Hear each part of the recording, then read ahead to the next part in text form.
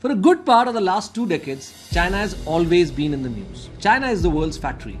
China, the world's second largest GDP. At $19.5 trillion, it's just a little behind the United States of America. China, also one of the biggest exporters in the world. The yuan is actually challenging the dollar. There are so many narratives that we've been hearing about China that we've always been in awe of this country. But of late, things have been changing. We've been hearing some narratives which are very different from the ones that we've been hearing for the past 2 decades. China is actually peaking. China is slowing down. And China is now experiencing some evidence of an economic downturn. Manufacturing companies are exiting China in a hurry. Exports are falling down. China's exports plunged 7.5% year-on-year in May, according to the country's Customs Bureau. The yuan is being challenged. Its population is declining. China's population decline has really come faster than was expected. And China's biggest problem, the domestic economy, is far from taking off. Oh, and did I mention the real estate sector and the real estate bubble? That's just not getting sorted? Well, too many issues. So in today's episode of Deep Dive, we are not just going to talk about China declining. We've been hearing about that for quite a while now. But we'll go back not just a couple of weeks, not just a couple of decades, but we'll go down deep into history to analyze what is it that actually drives the Chinese economy? What is the basis of its economy? Why is it sputtering now? And is it just a small blip on the radar? Or is there something larger at play over here? Welcome to another episode of Deep Dive with Sangram, and let's dive deeper.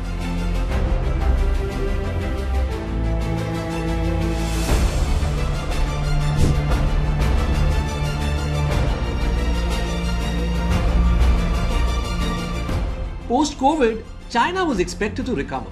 And indeed, in the very first quarter, the recovery was not so extraordinary, but it was well on track.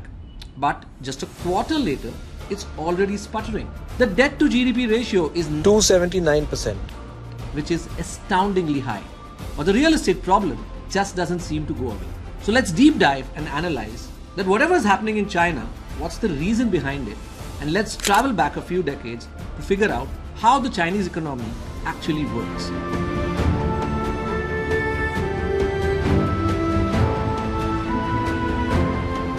So traveling back in history, it was in 1949 that China actually became People's Republic of China.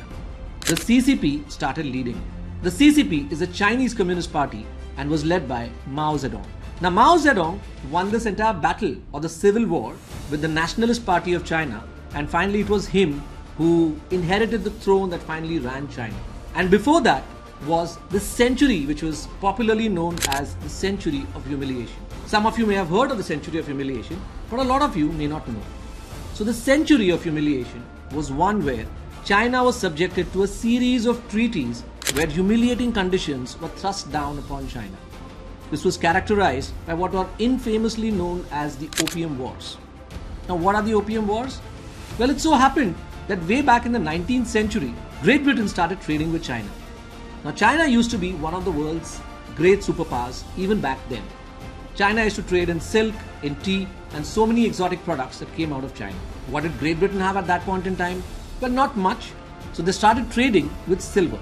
Now the trade became so overwhelmingly in favor of China that a lot of silver was going in and a lot of tea, silk, and other exotic products were coming out of China. And somewhere, the powers sitting in Great Britain began to wonder that, hey, we're losing so much of silver and we need to find something trading which we can get back all this silver that's going into China. And they began hunting for what could this product be. And guess what the product was that the British arrived at? It was opium. Opium at that point in time was cultivated in India, and they said one colony will produce opium, there's another country which can actually consume all of this opium. And so began the opium trade. Now the opium trade became so overwhelmingly in favor of Great Britain that Britain almost managed to get all its silver back, and all this opium was going into China. To the extent that the Chinese population almost was completely addicted to opium. And at some point in time, the Chinese realized, hey, what's going on? I mean, why is such a harmful product coming into our country and we are losing precious metal like silver? They also wrote to the Queen to protest against that, but none of it was heeded. So ultimately, the Chinese cracked down on the opium trade. They arrested Chinese traders. They also burned a huge quantum of opium. Now this wasn't taken very well by the British, and the British resorted to what they always did. They actually got war at the shores of China. Now China as a country was not built militarily. It was a very inward-looking country. It never had a strong military. So when the British came to the shores of China, they were ill-prepared to face a very massively armed force which the British and its allies brought to its shores. The Chinese were forced to accept the conditions of British against its military threat. And a series of treaties were laid down by the Allied forces on China, some of which included a forced import of opium into China. There was not just one, but there were two opium wars, and these two opium wars gave rise to a series of treaties which were humiliating on the Chinese. This did not only stop there. Somebody else noticed what was happening in China, and that was its neighbor to the east, which was Japan. Now, Japan was always in awe of China, because China was this huge trading country in the past. Now, Japan at that point in time had already begun to modernize. Japan was adopting a lot of Western practices and also modernizing its army and its navy. And Japan began to wonder that, hey, here are a few countries from the West which are so far away from China, and they're actually traveling all around the world and imposing what they can and what they will on China, and the Chinese are accepting. And they said, we are just next door and we have such a powerful military. Why don't we invade China? And here is where the Sino-Japanese War started. One of the largest wars in Asia in that century.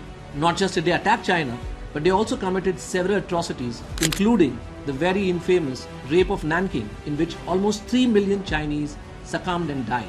Now here is where Japan was in occupation of China for several years, which coincided with the World War. The CCP and the Nationalist Party in China at that point in time joined forces, and they actually finally managed to drive Japan out. This was followed by the Civil War, and after that is when in 1949 China finally became the People's Republic of China. Now here is where, when after centuries of humiliation, when China finally became a country of its own, it reflected its psyche. The Chinese and the CCP for once made one strong decision, made a resolve to itself that never again will we let any Western power or any country like Japan subject us to the kind of humiliation that we faced in the last century. And that was the resolve that is the DNA of what China is today. China went on a war path to essentially build itself as a strong nation and become an independent country, which is not just capable of standing on its own, but is very much capable of standing up to the West. And that is what explains the massive amount of investment that the country did in itself and its military over the next few decades to come. Now, this is the basis of the economy of China. I began this podcast by asking, how does the Chinese economy run? And the Chinese economy, if you have to understand it well, is based on a choice of an economic model which China adopted right from the time it came into existence.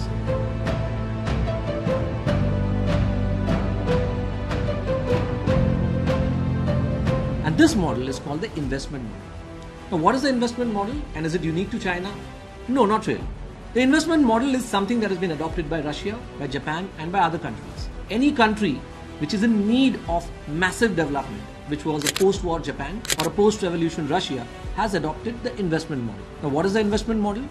The investment model is one in which you push up the savings rate, which means you save a lot. And all that savings through debt is invested in infrastructure. Now, this savings, mind you, does not come because the country believes in saving or the masses believe in saving, and they really do not spend on consumption out of choice. It's a model whereby wages are by design kept to a low, which also explains why wages in Chinese factories have always been very, very low over decades to come. It's the rich that save, and it's the savings of the rich that finally go and fund the economy through banks. And this is what clearly explains why everyone keeps on touting so much about the infrastructure in China. Anyone who's gone to China and comes back and says, oh my God, you should look at the infrastructure in China. What roads, what bridges, what infrastructure, what buildings. It looks like a completely different world. Well, why did this happen? Because they were so dead focused on it. All the money went into creating this massive amount of infrastructure throughout the 80s and 90s. And China became the country that was poised to become the world's factory. All of this infrastructure created the China which became the world's manufacturing hub. So while all of this is good, there doesn't seem to be any problem in this logic of an investment model per se. So what went wrong? So again, let's look back at history, let's look at Russia, let's look at Japan and say why and when do investment models actually run into a problem. The investment models are supposed to deliver a particular result, and that result is massive amount of infrastructure, and that infrastructure in turn has to add to the GDP. Let's take a simple example. Suppose you were to take a loan for your business. You take a 100 rupee loan and you invest it in your business. Now that loan obviously makes sense when on that 100 rupees you are able to earn 120, right? But now suppose you take another loan of another 100 rupees, but you don't make 120, but you make 80. What would you logically do? Would you reduce your investment? Or would you find other means to boost that 80 rupees to go past 100? Or would you take another loan and put it more into the business and invest even more? Any logical and sane person would say that you would opt for either of the two options. You would either reduce your investment, reduce debt, or you would find other means to boost the productivity of the same 100 rupees. But that's not what China did. China, at any point in time when it was encountered by a slowing GDP, has only put more money into the economy. In other words, it has invested more. Now, this may give you a clue as to why the debt to GDP ratio is so high. The debt to GDP ratio is 279%, which means I'm not getting sufficient returns on my investment, but yet I'm incurring more and more debt and building more and more infrastructure. My real growth has become a little tricky. I'm actually producing unproductive GDP, which is GDP fueled by investment, as against productive GDP, which could have been a GDP fueled by consumption. Most countries, including Russia and Japan, when the time came for them to switch from an investment model to a consumer-centric model, have not been able to do so. As a matter of fact, according to Michael Pettis, on whose thesis much of my today's podcast is based on, has gone on to say that in the history of economics, there has been no country that has been successfully able to migrate from an investment model to a model based on consumption. And promise that it would become one of the top economic priorities of Beijing to raise the consumption share of GDP. That's not an easy thing to do. And now you will see how this choice of an investment model and this excessive investment in infrastructure is actually the root cause of most of the problems in China.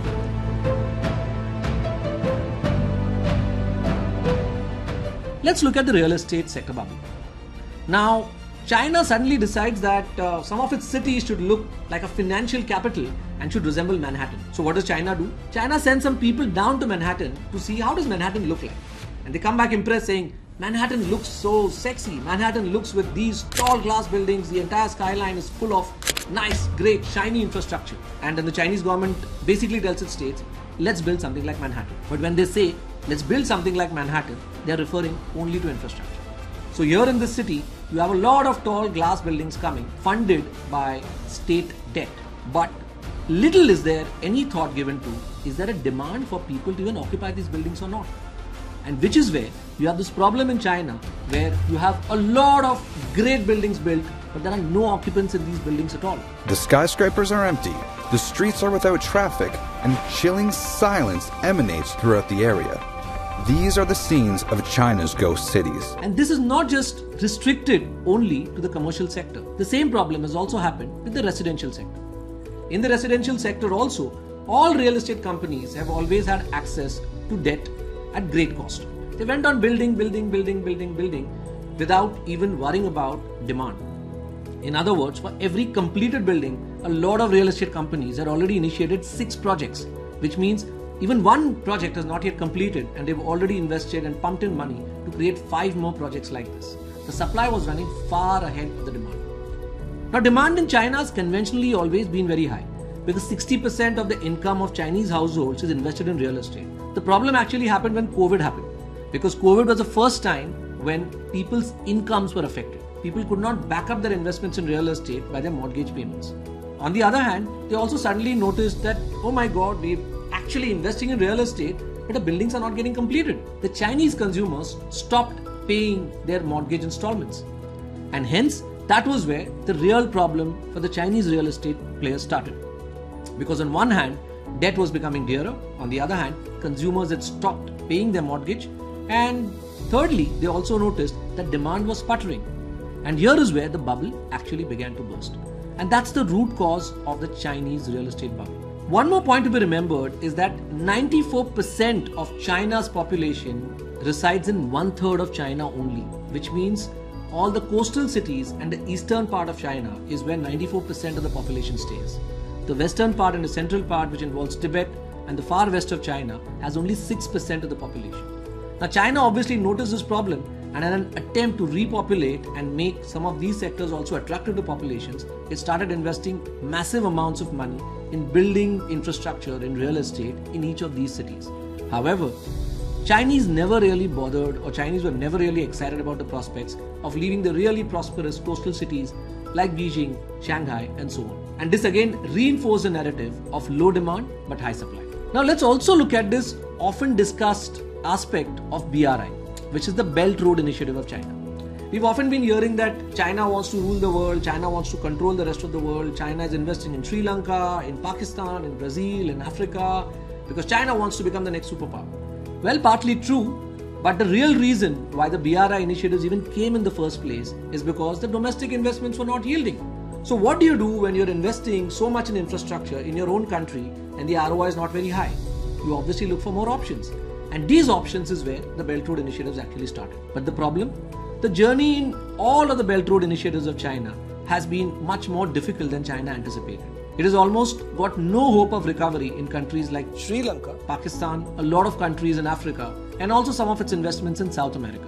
It may do some arm twisting to get some favors and get products in exchange, but there is very little probability of a lot of this money actually flowing back to China.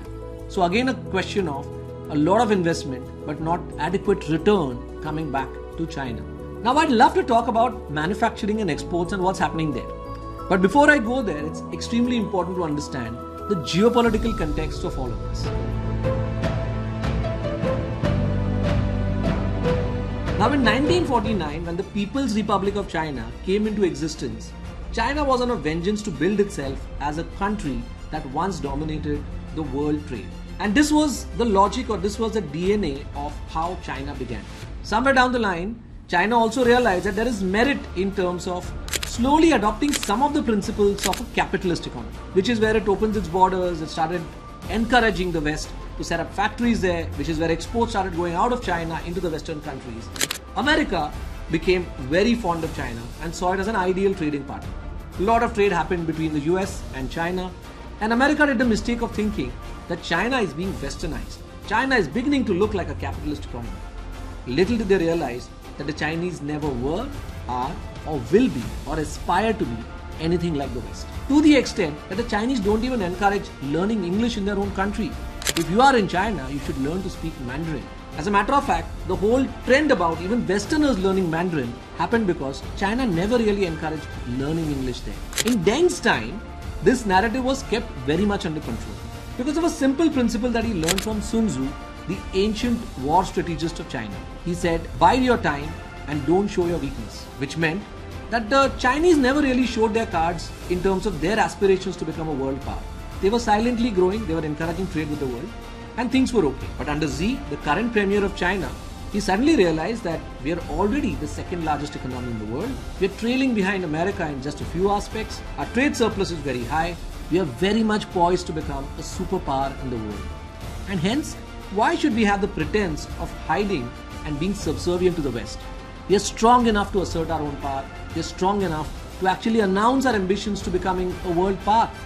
And that is where China miscalculated. Because the moment the West, led by America, realized that this is not the China that we thought it to be, this is a China that's actually trying to overtake us. This is the China which will not think twice before stealing our trade secrets while our factories are set in that country. This is a China that will engage in information espionage. This is a China that will get aggressive in the South China Sea. It may not even hesitate to attack Taiwan. Chinese fighter jets and warships have simulated strikes on Taiwan. And that's the time when America started taking steps backward from its massive alliances with China. So in short, China lost the world's trust, especially when you're at the risk of losing your trade secrets. In any way, thanks to affluence, the labor rates had already gone up in China, and there were many other alternatives in the region. When Apple actually made a U-turn is when the world took notice, because China was Apple's favorite. Apple had always been a big fanboy of China, and when Apple slowly started to reverse all its investments in China, that's where the world took notice.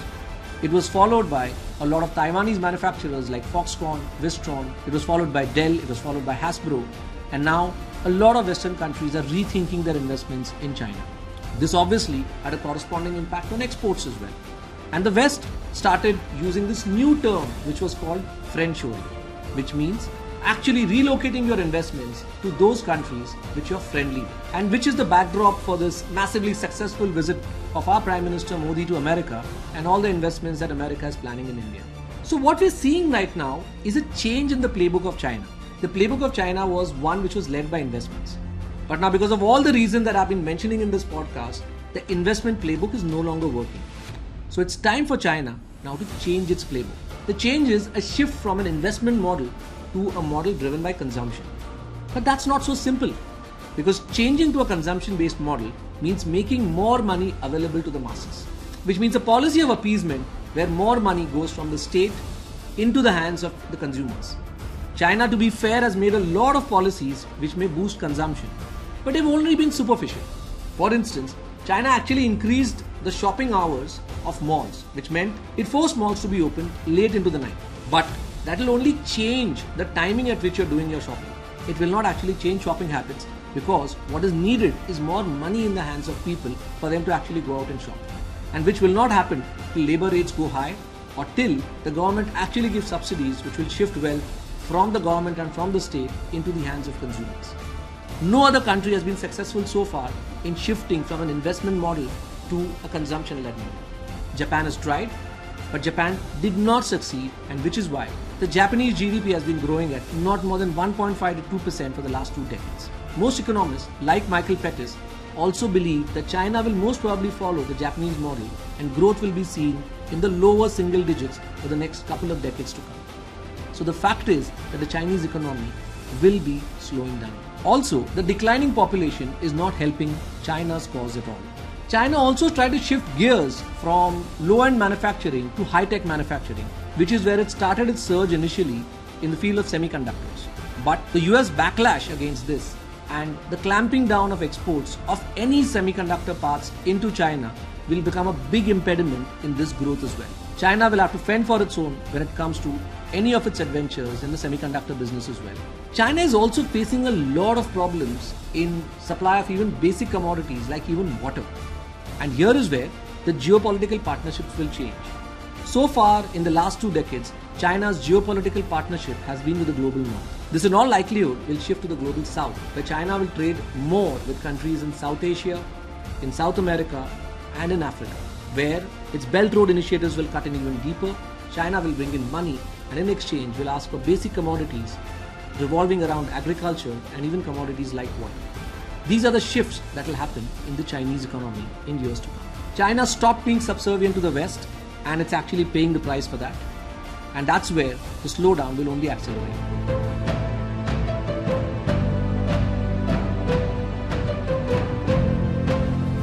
So what lessons does India have from all of this?